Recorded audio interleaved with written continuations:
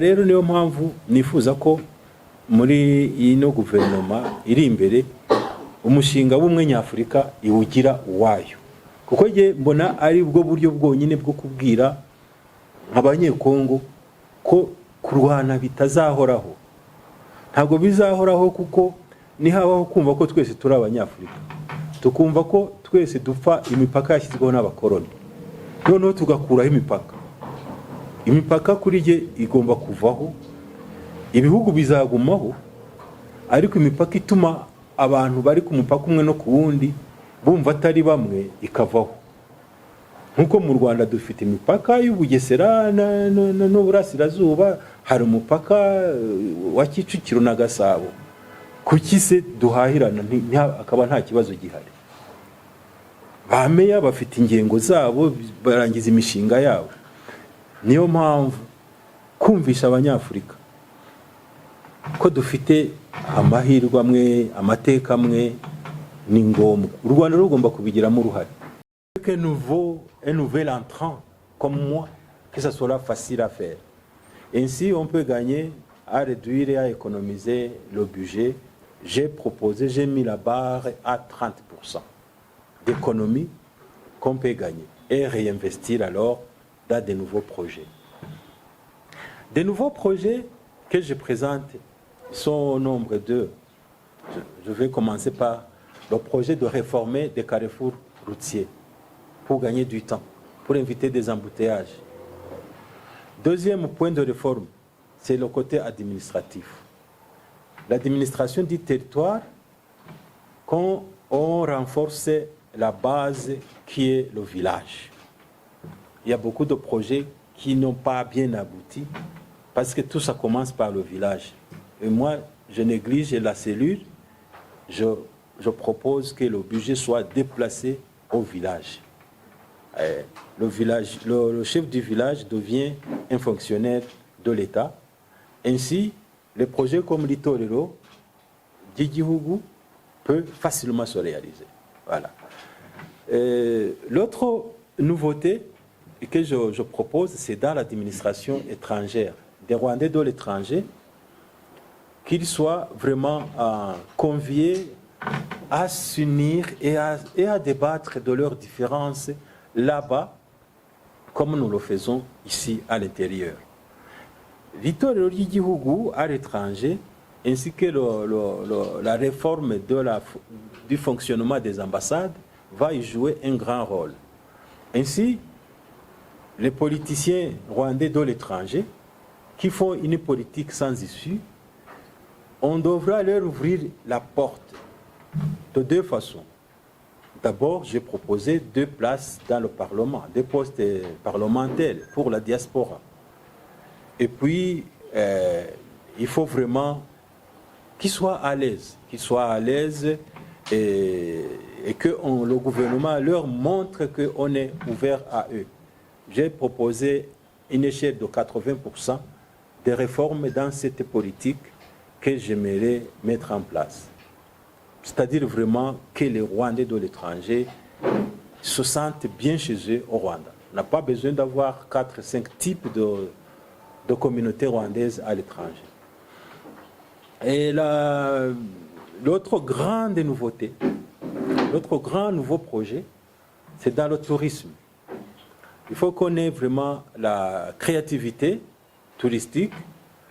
Il y a d'abord le secteur rural à renforcer, c'est-à-dire le tourisme solidaire, mais il y a un tourisme international où je propose qu'on construise 2 choses. Une chose sur la crête Congo-Nil, qui prouve que la séparation des eaux de l'Afrique n'est pas un hasard, mais Dieu voulait comme ça, que le Rwanda soit choisi pour ça. Deuxième chose à construire, c'est un monument. Pourquoi pas élever la convention que nous avons à Kigali, ajouter des étages. Sinon, reconstruire un nouveau, mais le doter d'une hauteur suffisante pour que le Rwanda entre en compétition des grands monuments d'Afrique. 390 mètres de hauteur. Si on en ajoute un seul mètre, nous serons les premiers. Voilà, et d'autres nouveautés, c'est dans l'agriculture. Je souhaite que la pêche devienne une profession nouvelle pour les Rwandais. Il y a beaucoup de districts qui ne connaissent pas une mini-alimentation où on peut trouver des poissons dans les congélateurs. Pourtant, on a l'électricité partout. Donc, je proposerais acheter une navire de pêche. Comme on achète des avions. Pourquoi pas, on ne peut pas acheter un navire de pêche et qu'on aille dans les grands océans, l'océan Indien. On peut négocier avec les pays riverains ou bien même pêcher dans les eaux internationales. Donc, la pêche, c'est aussi ce que je propose de nouveau pour les Rwandais. Dernier grand point dans la politique internationale, c'est la préparation, l'organisation des rencontres africaines que j'appellerais African Day, à l'image de Rwanda Day. Mais African Day, c'est pour faire quoi? C'est pour faire du Rwanda le centre de l'Afrique. Il faut qu'on développe le commerce ou bien l'industrie de la culture africaine au Rwanda. Que tous les Africains du monde entier sentent Kigali comme leur capitale. Et notre pas qu'on peut aussi réaliser, c'est pour que seulement le Rwanda soit la capitale de l'Afrique, mais que le Rwanda participe à créer une nationalité africaine. Pourquoi pas leur donner un morceau de territoire qu'on appellerait l'Afrique, qui serait la base de la réalisation des États-Unis d'Afrique. Parce que ce qui a freiné ce projet, c'est des problèmes de souveraineté que chaque pays impose. Et ce qui fait que vous voyez des pays comme la Corée, la Chine, les pays invitent les Africains. On a 52 gouvernements qui sont là. Je veux un État africain qui réunit toutes les dignités africaines en dehors de ces souverainetés africaines et qu'on ait une dignité africaine qui peut représenter les Africains, qui peut convoquer les autres États du monde lorsqu'il s'agit de l'Afrique.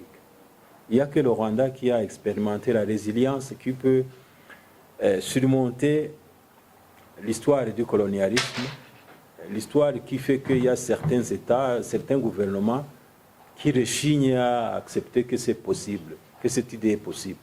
Pour nous, Rwandais, c'est possible que cet État existe, sinon le panafricanisme va mourir. Le panafricanisme va mourir parce qu'il a été remplacé par l'Union africaine. Avant, c'était l'Organisation de l'Unité africaine. On cherchait dans l'Union africaine.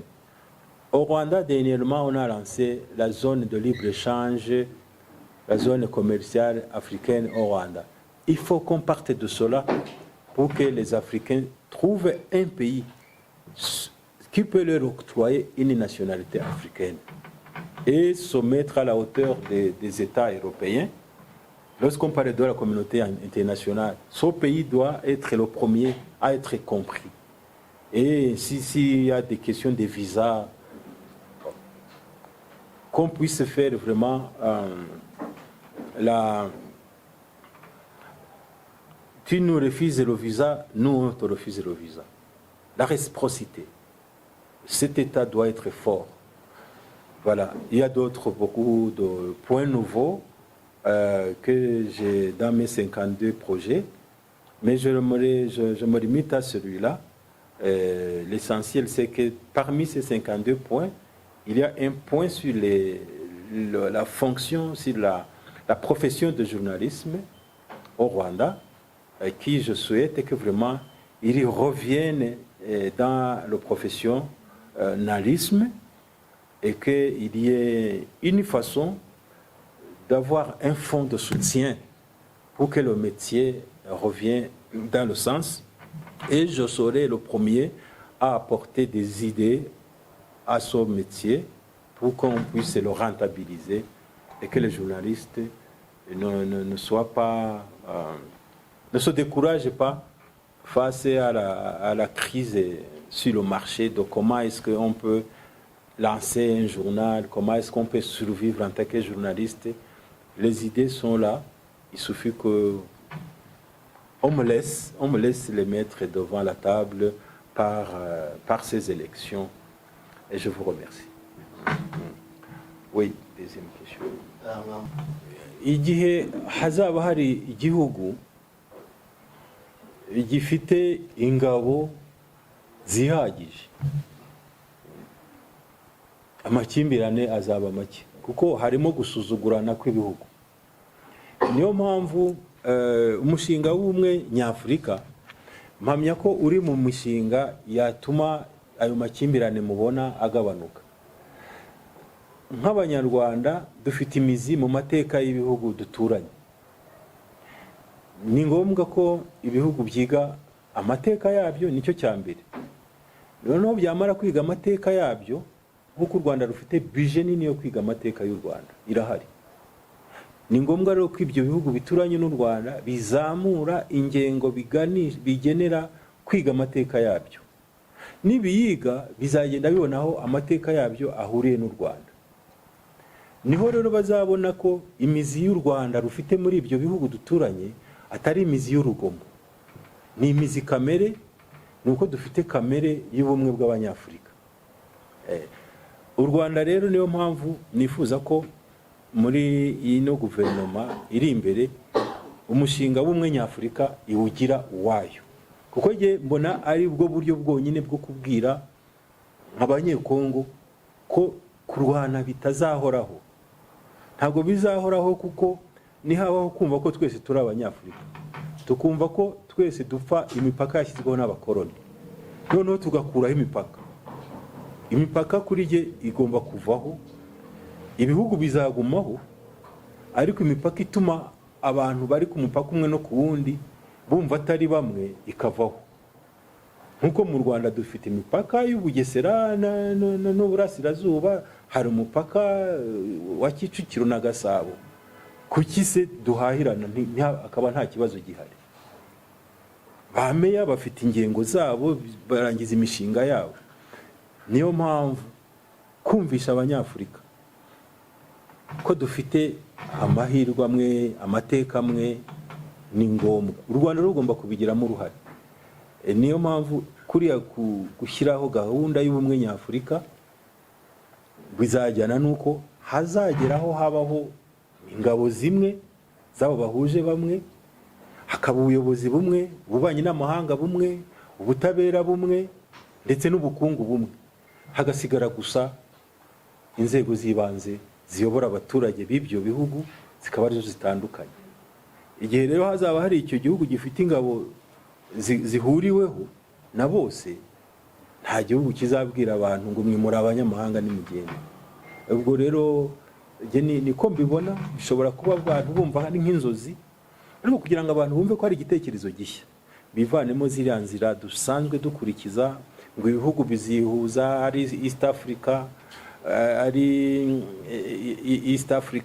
ari SADC, ngo bibyara akarere, ngo ibihugu byihuza ari CPGL, ngo bibyare igihugu kimwe. Oya, nshaka ko habanza kubaho ikintu cyakubakirwaho ubunyafurika. Niyo waba ari umurenge umwe, nkuko muri Vatikani ihuza abakristo bo ku isi hose bagahura, uwo murenge nubaho niwe uzatuma ibikurikiraho bibaho gahoro gahoro, ibyo bibazo by'amakimbirane bikavaho. Ibijyanye n'imisimburane y'ubuyobozi, tugomba kubyumva guhera hasi kugeza hejuru. Ntabwo ari perezida wa repubulika urangiza guverinoma manda ye yarangira agasimburwa n'undi gusa.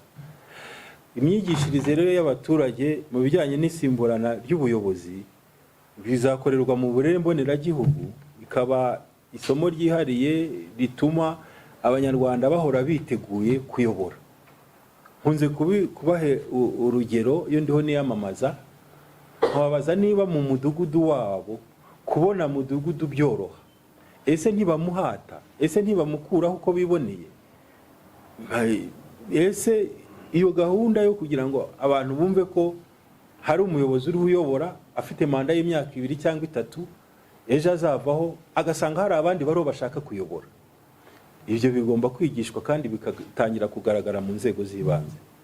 Ni nayo mpamvu hari n'ababona nyine dushaka kuyobora ku rwego rwo hejuru nk'umukuru w'igihugu, kubera yuko no hasi mudugudu avaho uko biboneye, bashaka abakandida bo kuba bamutwara sibo bakababura.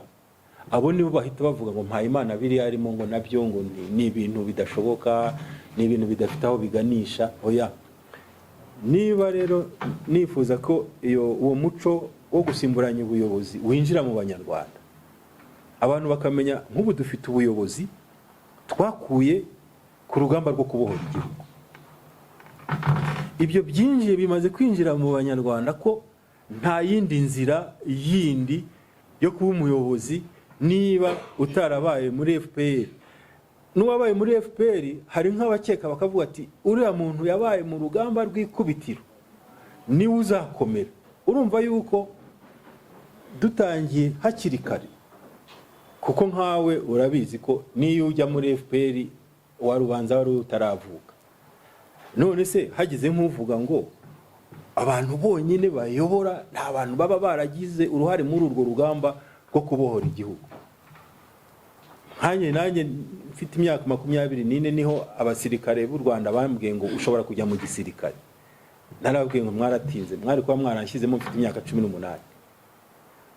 Niyo mpamvu rero ubu nubwo ndi umusivili njya ngira gutya nanjye nshatse ngiye kwiyita inkotanyi, kuko kuba inkotanyi ntabwo ari uko gusa nagiye mu gisirikare. Urumva ko mashaka gutegura abanyarwanda uburyo bwo guharanira ubuyobozi no kubusimburana, kugira ngo ya generation yagize uruhare mu rugamba rwo kubohora igihugu nisoza igihe cyayo kizasozwa byanze bikunze, kuko hari igihe tuzaba dufite abana babaye abasirikare, tuzabe dufite abuzukuru babaye abasirikare. Ariko icyo nifuza gituma ngira uruhare muri iyi gahunda yo guharanira ubutegetsi muri diaspora, nuko n'uwo mwana wakwitwaza yuko ise yagize uruhare muri icyo gisirikare yaba yibeshye, ahubwo najye mu gisirikare nawe ajye gushaka za doctora, akore ashaka ubutwari mu gihe cye, kuko igihe cyo kubohora igihugu turakizi, igihe cyatangira n'igihe cyarangiriye. Urumva ko amasomo yo kwigisha abanyarwanda isimburana ry'ubuyobozi arakenewe kandi agomba kwinjira mu bintu byose, tukajya dutanga ingero. Ku bijyanye rero no kuba uvuze uti harya agace ka kabiri k'ikibazo, urakoze. Abantu batuye mu mahanga nge ntago mbashyiramo ibice bibiri, ndetse ahubwo igihe ibice bibiri mbifata abanyarwanda bari mu Rwanda n'abari mu mahanga. Shaka ko ubumwe bw'abanyarwanda duharanira mu Rwanda buba bumwe bunaduhuza n'abanyarwanda bo mu mahanga. Ibice rero byo mu mahanga ngiye guca mu duce duto, ariko simbyifuza kubaca mu ibice. Uko bateye, uko societe yabo imeze, nge mbabonamwo 4, ntago ari 2. Abibonamo 2 n'abadacengera kure cyane ngo babibone. Mu mahanga hari bamwe mu banyarwanda baba barahunze ubutegetsi mu Rwanda, baranabugizemo uruhare, noneho bakagira ipfunwe n'urwango rwo kuburwanya, batareba amakosa baba barakoze n'impamvu ziba zaratumye bagenda. Twumva ngo babita ibigarasha.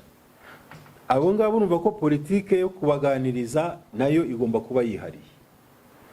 Hari n'abandi baba bataragize uruhare mu buyobozi buriho, bakaba ahubwo bafitanye isano n'ubuyobozi bwariho kera, bakumva kumwe bahunze kumwe inkotanyi zaje bazifata, ariko bakizifata hari abatinze kugira kwemera izina rya Kagame ko risomwa kuriya, bakajya bagoronzora bakuramo inyuguti bashyiramo iyindi. Hari abatinye kwemera yuko igihugu cy'u Rwanda gitegekwa na FPR, bagakuraho ra, bakavuga ngo ni Front Patriotique itari Rwanda. No, ariko nk'ubu ngubu hari aho bageze, nubwo batabyemera barayizi ko ariko yitwa. Abo ni abantu nyine batsimbaraye ku myumvire ya kera, nyina nabita n'abasigajwe inyuma n'amateka. Abo icyo ni igice kwacyo, kiyita, hari abajyanwa bakita ngo ibipinga. Ibipinga ni abantu rwose bari aho ngaho, ibintu byose bikozwe mu Rwanda babibona nabi, ntibagerageze gushaka icyiza na kimwe gikorwa, kandi nta ruhare babifitemo, gusa bakiri muri amateka ya kera. Habo ni benshi. Hari ikindi gice rero cy'abanyarwanda b'impunzi bahunze kubera amateka, intambara, nta ruhare bagize muri jenoside, ahubwo baragiye kumva babona n'impunzi, bakaba hari utunyungu bagira two kuba mu mahanga. Abo ni benshi cyane, bakaba batazi inzira bacamo kugira ngo baze mu Rwanda. Abo ni benshi cyane. Abo bitwa impunzi, urumva ko uburyo bwo kubaganiriza nabwo burihariye, ni icyiciro cyihariye. Icyiciro cya kane rero kuri jewe, niba abanyarwanda bita intore ziri mu bihugu byo mu mahanga, zikurikirana gahunda y'ibikorerwa mu Rwanda, zikabigiramo uruhare, zijya kuri ambasade,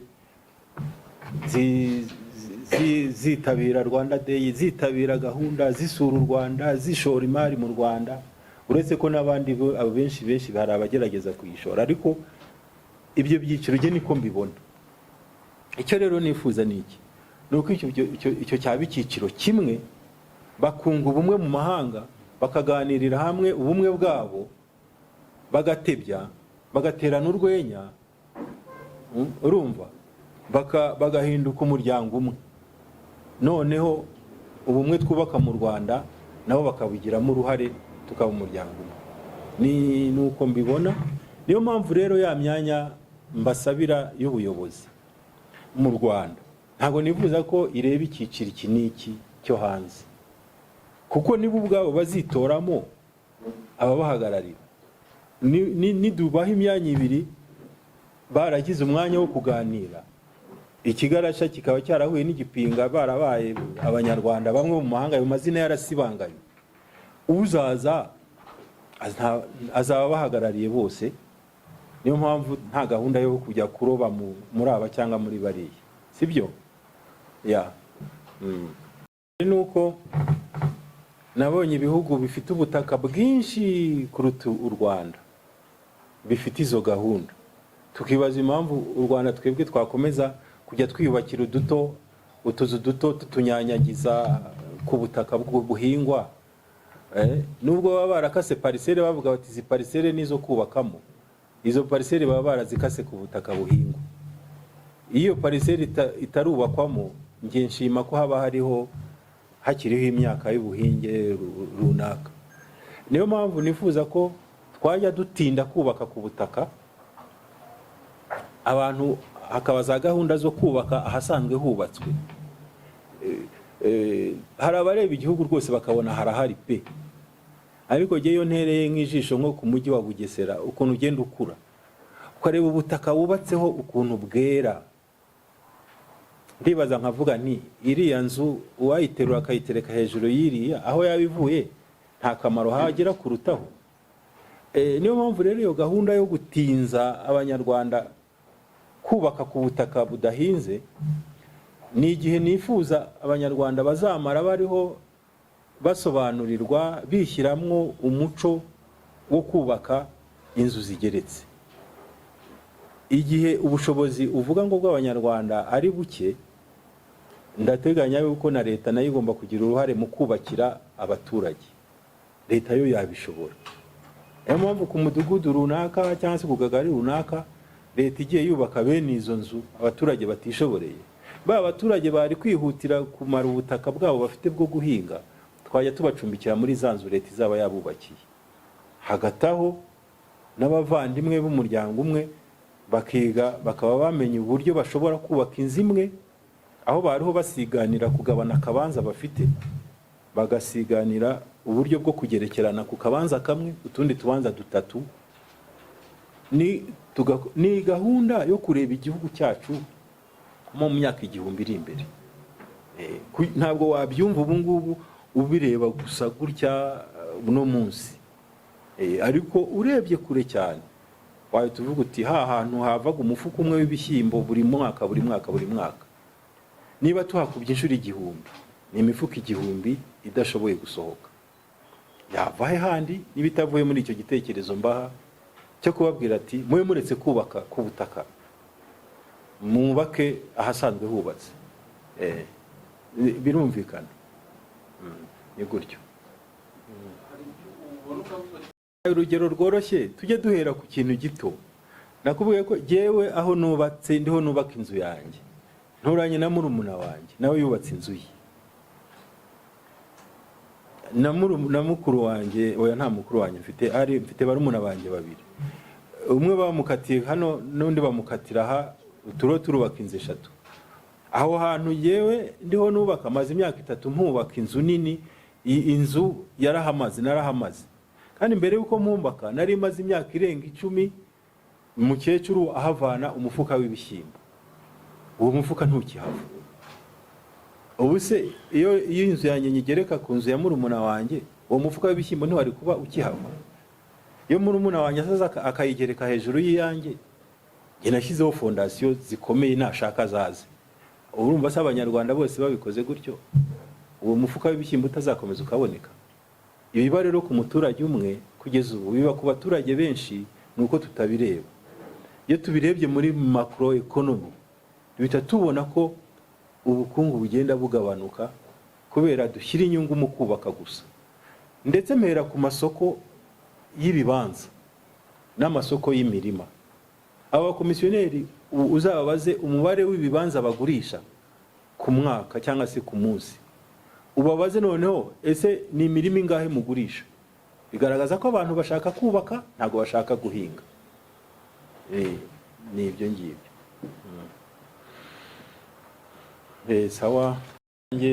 Hano mu mujyi wa Kigali baragitangiye, ariko mu ntara bubaka imidugudu.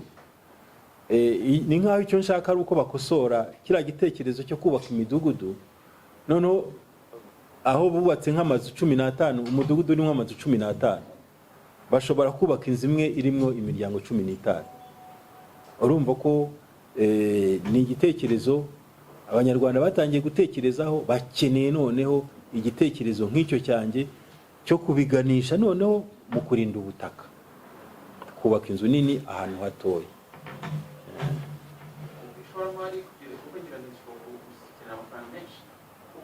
Uko biri kose rizaba ari ishoramari ribyara inyungu, rizabyarira inyungu leta, kuko abaturage bazishyura ku bushobozi bwabo. Ariko iyo nyubako niyubakwa neza ifite agaciro, ari nk'inzu ishobora kumara imyaka 100 idasenyutse. Nyuma y'imyaka 100 leta izaba yarungutse muri byo izaba yarakoze. Ni icy'ingenzi ni cyo kumva nyine ko dutangire dukore inyubako zireba kure cyane. Mbogamizi nawe nazo yari imyumvire y'icyo gihe. Baba abaturage baba n'abayobozi abenshi bumvaga amatora yarabaye yararangiye. Icyo navuga cy'insinzi nagize nashimye nuko abanyarwanda naberetse ko amatora ya burya yagombaga kuba kandi koko yarabaye. Hari benshi bumvaga niba bamaze kwemerera umukuru w'igihugu manda ya 3, bumvaga birangiye abantu bakwihingira nta yindi gahunda. Byari kuzageza igihugu rero ahantu habi, kuko bari kuzageraho bakagira ngo ubutegetsi iyo ubuhaye umuntu arabwigumanira, ntabwo ugomba kuza nawe ngo werekane uko ufitemo uruhare. Nabaye rero umwana w'abanyarwanda ushaka kubereka ko abanyarwanda tugomba kugira uruhare. Uwo twahaye ubutegetsi natwe tukamubwira duti natwe hari n'undi mwana wavutse ejo nawe dushobora kubuha. Ibyo nibyo nagize icyo gihe rero byari bikomeye.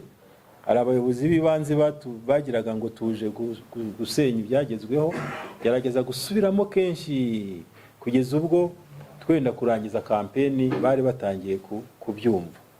Ubu rero aho bitaniye uno mwaka ho icyo si ikibazo. Icyo si ikibazo, nabibonye ngitangira abaturage n'abayobozi barabyumva. Ikibazo aho gisigaye cyatumye ngaruka ni hehe? Ni ukureba ese ya myumvire koko yo gutora umuntu kubera ibyo akubwiye birashoboka.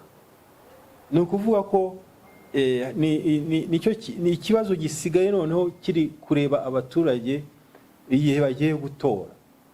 Ukababwira turashyiramo ingufu zo kwerekana imishinga mishya kugira ngo bamenye noneho ko ubuyobozi buturuka mu mishinga tubaha.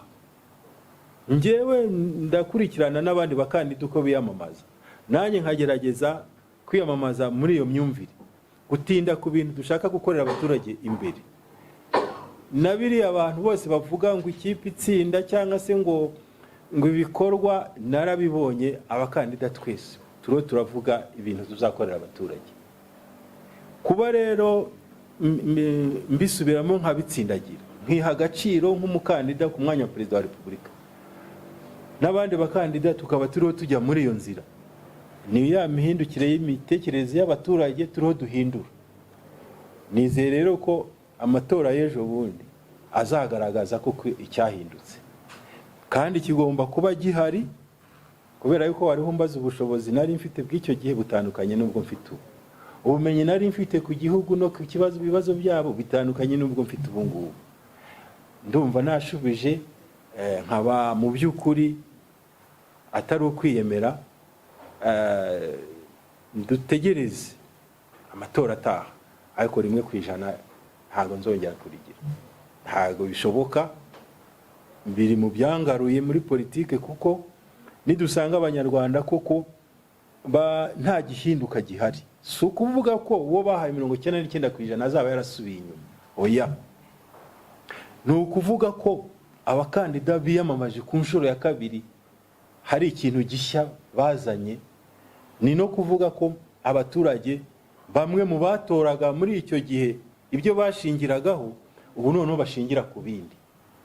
Muri ibyo bindi rero byago dushingireho, nuko babwije ukuri ko imishinga tugeza ku baturage bazagira amahitamo akomeye, bizabagora guhitamo. Niyo mpamvu harimo ibishyashya byinshi. Ibintu bimeze neza. Abanyarwanda bakunze kuvuga ngo hari ubukwe bariho bategura. Barabukwa bariho bategura. Namaze kubona ko ndi mu bakwe bategerejwe, kuko abazareba amavideo yanjye kuri YouTube, abanyamakuru bariho bagenda bashyira hanze, muzabona ibyishimo, muzabona imbyino, indirimbo yanjye abantu bamaze kwifata mu mutwe. Kwitegura rero biriho biragenda neza, biranshimishije. Kandi ikindi kiza gishimishije nuko abanyarwanda barabijyamo neza. Hari n'abaza baje n'ubundi bagomba kuza bumva ibyo mvuga. Ntabwo abo mbona imbere yanjye bose ari abazantora, ndabizi. Hari n'igihe tubabwira gusubiramo ngo tora Mpayimana, bamwe bagahita bavuga uwo bazatora. Tukababwira tuti nta kibazo, ariko ni Mpayimana uri wiyamamaza, ukabona babifashe neza. Hari tugenda tubona mu binyamakuru bambara imipira y'abakandida bose icyarimwe, ukabibona ukavuga uko biri kose demokarasi iriho iraza neza mu Rwanda.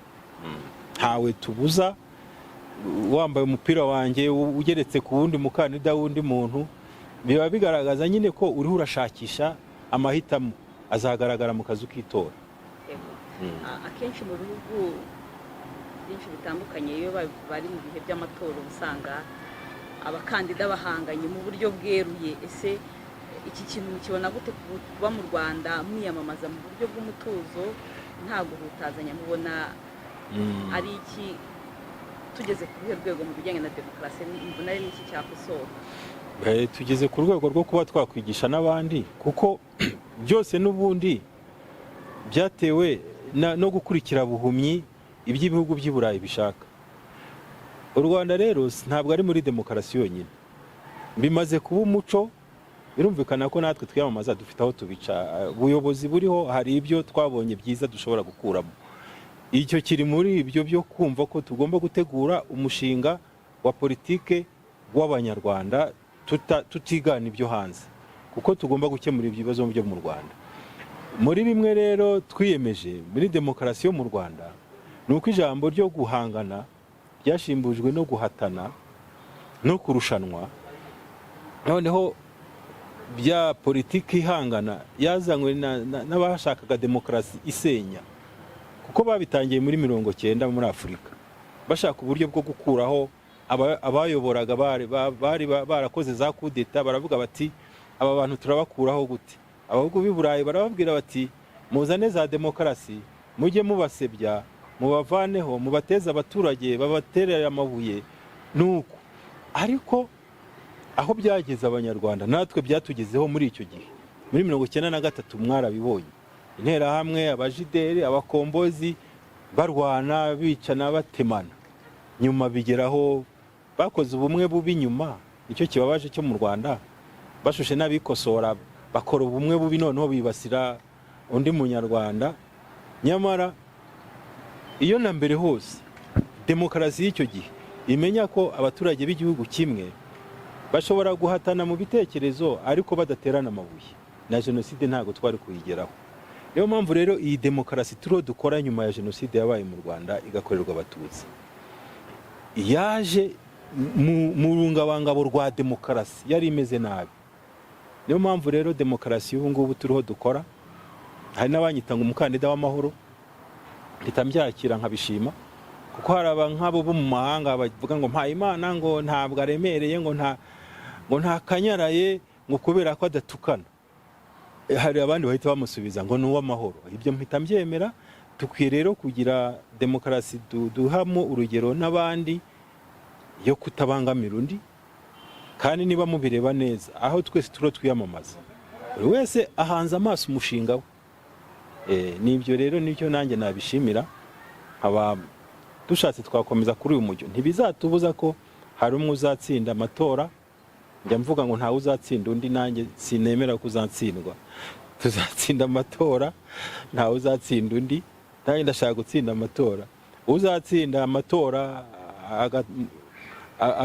akaba mukuru w'igihugu, natwe tutazaba twaratsinze cyangwa se akazaba ari jyewe, tuzashimishwe nuko abanyarwanda bazaba barabinyuzemo nta mahane. Ikibazo cya nyuma tugana no ku musozo, hari umuntu waba utaragize amahirwe yo kugera kuri site urimo wiyamamarizaho akaba atazi na bimwe uvuga muri manifesto yawe, ni iki utuntu nibura tw'inyenzi nka dutatu, kuko abanyarwanda bagaragaza ibyiza bamaze kugeraho muri imyaka 30. Nakaye gasha nubona hari icyuko ku buryo bavuga ati nibura aha hantu hari wakurikira itangazamakuru akavuga ati aka kantu avuze ko mbajije kamwe cyangwa tubiri cyangwa dutatu. Dutatu cya mbere nuko Mpayimana Philippe bamaze kubona ko ari umukandida wo gukoresha igihe neza no gukorera ku gihe, bikagira inyungu mu bukungu, bikagira inyungu mu kubahisha abaturage bakabana bakubahana, bikanatuma n'abakoresha bahembera ku gihe, bakareka n'abakozi bagataha igihe cy'akazi kirangiye. Icya kabiri, abantu bamaze kubona ko Mpayimana ari umukandida w'ubworozi, cyane cyane w'uburobyi bw'amafi. Nshaka ko mu gihugu hose amafi ageramo, umuco wo kurya amafi. Umva nemereye akazi abantu bose bakora ku Kivu, ko bashobora kubona akazi mu burasirazuba mu gihugu hagati, kuko bakwigisha umwuga w'amafi, ibintu byose. Umva ni ikintu gishyashya abantu bamaze kumbonaho. Ikindi, kuko ni bitatu wambajije, ndi umukandida w'ubumwe bwa Afurika, bw'abanyafurika cyane cyane, ntabwo ari ubumwe bwa Afurika, kuko ntabwo ndeba Afurika nk'umugabane. Ni abanyafurika bashaka noneho kwiha agaciro, u Rwanda rukabigiramo uruhare, agaciro k'abanyafurika bafite ubunyafurika nk'ubwenegihugu tukaba twabigiramo uruhare. Uwo ni umwe mu mishinga rwose nasubiyemo kenshi, ari naho n'abanyarwanda bo mu mahanga baziyunga n'igihugu cyabo, kandi bakagira n'uruhare, bakanakorana za politike zitari iz'ubwiyahuzi, kubera ko u Rwanda tuzaba twabafunguriye amarembo. Murakoze. Yeah, namwe